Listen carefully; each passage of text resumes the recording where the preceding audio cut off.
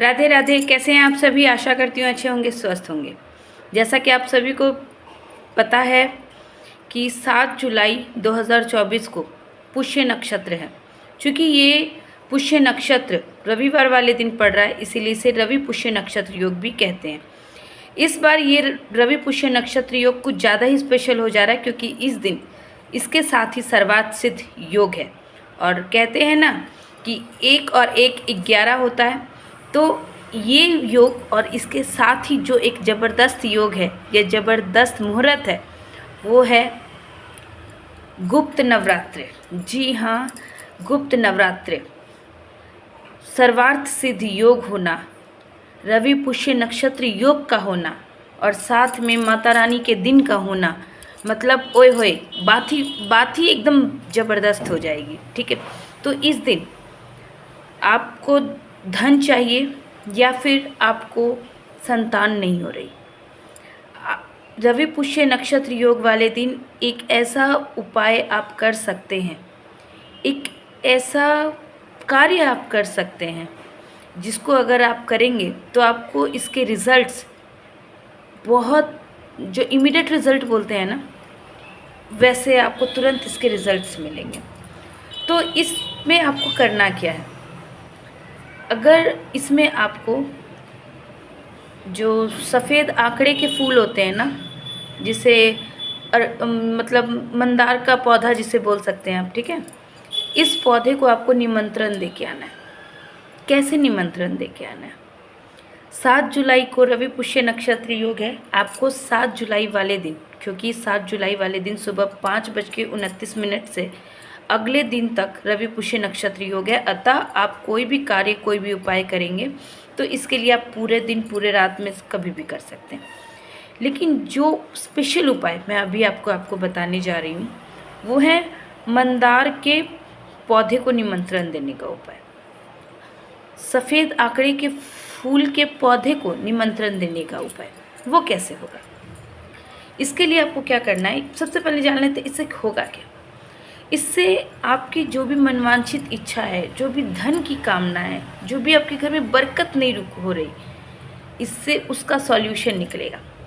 और दूसरा जो बहुत ही ज़रूरी है, वो है जिन्हें संतान नहीं हो रही, उन्हें संतान की प्राप्ति भी होगी। जी हाँ, ये इतना महत्वपूर्ण उपाय है कि जो वर्षों से संतान के लिए तरस रहे हैं, अगर वो ये उपाय करें तो उन्हें संतान की प्राप्ति भी अवश्य होगी। तो आपको करना क्या? 7 जुलाई से एक दिन पहले, अर्थात 6 जुलाई वाले दिन, आप एक दिन पहले, आप जहाँ पे से भी आप वो सफ़ेद आंकड़े के फूल के पौधे को लेकर के आएंगे, आप उसके पास जाएंगे। ठीक है, आप अपने घर से जल लेके जाएंगे, जल में हल्दी डाल के लेके जाएंगे, कुछ मीठा उसमें डाल लेंगे। ठीक है, साथ में अक्षत, धूप, दीप, रोली, चंदन, सिंदूर, ये सब भी आप ले लेंगे। ठीक है, जैसे पूजा करते हैं ना, ठीक वैसे ही जहाँ से आप उस पौधे को रवि पुष्य नक्षत्र योग वाले दिन लेके आएंगे, ठीक वैसे ही आपको वहाँ जाना है। सबसे पहले वहाँ आपको दंडवत प्रणाम करना है। उसके बाद आपको उनकी पूजा करनी है। पूजा करनी है अर्थात सबसे पहले आपको उनकी जड़ को सींचना है, जल से सींचना है। चावल छींटने हैं, रोली, कुमकुम, हल्दी, उसका आपको तिलक लगाना है। ठीक है, फूल लेके गए हैं, आप फूल चढ़ा सकते हैं। कुछ भोग प्रसादी लेके गए, आप उसको भी चढ़ा सकते हैं। और उसके बाद जो भी धूप दीप करेंगे वो करेंगे।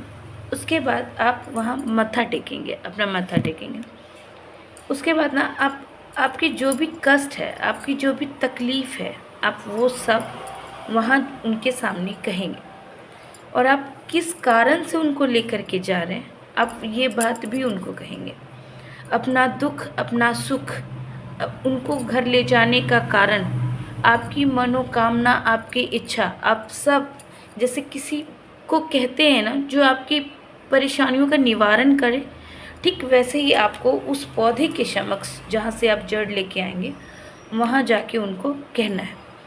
और वहाँ आपको कहना है कि मैं कल आपको जड़ सहित अपने घर ले जाने आ रही हूँ, तो कृपया करके मेरी ये कामना है, मेरी ये इच्छा है, इसे पूरी करिएगा, मैं कल आपको लेने आऊँगी। ऐसा करके आपने उस पौधे को निमंत्रण दे दिया। ठीक है। अगले दिन रवि पुष्य नक्षत्र योग वाले दिन आप सुबह सुबह ही कोशिश करिए। ठीक है, आप वहाँ जाइए, फिर जैसे पूजा अर्चना वंदना आपने पहले दिन की थी ठीक वैसे ही आप दोबारा करेंगे। ठीक, उसके बाद आप उसके बाद आप उनकी आज्ञा ले लीजिए कि अब आपको मैं जड़ से उठा रही हूँ, आज्ञा दीजिए। ऐसे करके आप उनकी आज्ञा लेंगे। उसके बाद उस जड़ से उनको अच्छे तरीके से पूरा जड़ से निकाल के उनको आप अपने घर पे लेके आएंगे। अब घर पे लाके आपको क्या करना है, आप घर पे उसको ले आए। सबसे पहले आपने उनकी वैसे ही विधिवत पूजा अर्चना की, गंगा जल के छींटे लगाएं। उसकी जड़ को थोड़ा आप पहले साइड से जो भी जड़ की शाखाएं रहती हैं उनको तोड़ तोड़ के आप रख लीजिएगा। उसके बाद अगर वो पौधा पूरा बड़ा है तो उसे व्यर्थ नहीं जाने दीजिएगा।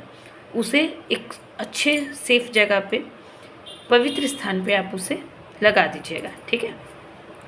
जो जड़ है, अगर आप धन की कामना से उसे लेकर के आए हैं तो फिर आप उस जड़ को, जैसे आपको कहा कि उसको विधिवत आप पूजा अर्चना कर लीजिएगा। अपनी मनोकामना कहिएगा कि भगवान मेरे घर में बरकत भरना, मेरा जो भी धन संबंधी समस्याएं हैं उस सब का निवारण करना, और इतना कम से कम देना कि सभी तरीके की ज़रूरतें परिवार में पूरी हो सकें और परिवार में बरकत बनी रहे। कि कुछ तो सेविंग, बरकत अर्थात कुछ सेविंग्स होना, सारे खर्चे का सारा समाधान हो गया, उसके बाद कुछ सेविंग्स होना, इसे ही बरकत कहते हैं। तो वो बरकत बनी रहे, ऐसे ही आप प्रभु के सामने कामना करेंगे। उसके बाद उस जड़ को एक लाल कपड़े में बांध के आप प्रभु के समक्ष उसको रख देंगे। ठीक है, ताकि वो अभिमंत्रित हो जाए। जब रोज़ पूजा अर्चना हम करेंगे तो वो जड़ स्वतः अभिमंत्रित हो जाएगी। ठीक है।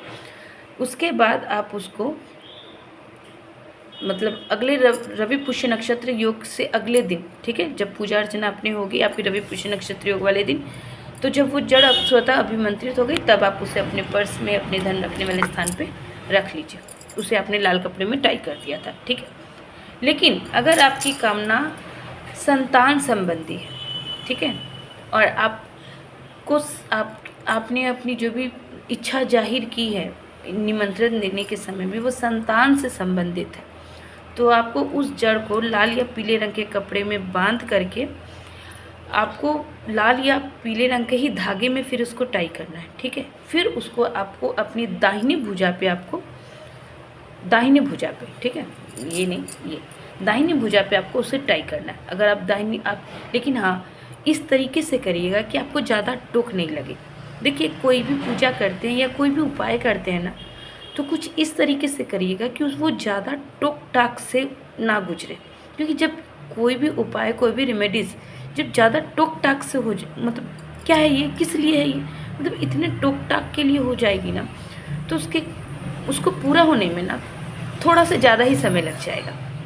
तो इसीलिए कोशिश करिए कि ऐसे जगह पहनिए कि उसमें टोक नहीं आए। तो अगर आप यहाँ किसी तरीके से हाइट करके नहीं पहन पा रहे तो आप उसे कमर में भी पहन सकते हैं, और अपनी जो भी इच्छा है, मनोकामना, वो भी आप प्रभु के समक्ष बोलेंगे। तो देखिएगा, आपकी जो भी इच्छा है वो बहुत जल्दी आपकी पूरी होनी शुरू हो जाएगी। मतलब कोई ट्रैक नहीं भी पकड़ा होगा, मान लीजिए आपकी रिपोर्ट से नेगेटिव्स आ रही होगी, ठीक है, प्रेगनेंसी को लेके, तो देखिएगा वो पॉजिटिव आएगी। अगर किसी चीज़ को लेके किसी कारण से आपकी प्रेगनेंसी नहीं आ रही तो उस कारण में सुधार आएगा। मतलब आपकी जो भी जर्नी है, प्रेगनेंसी जर्नी है, वो एक ट्रैक अवश्य पकड़ेगी और ये तत्काल होगा।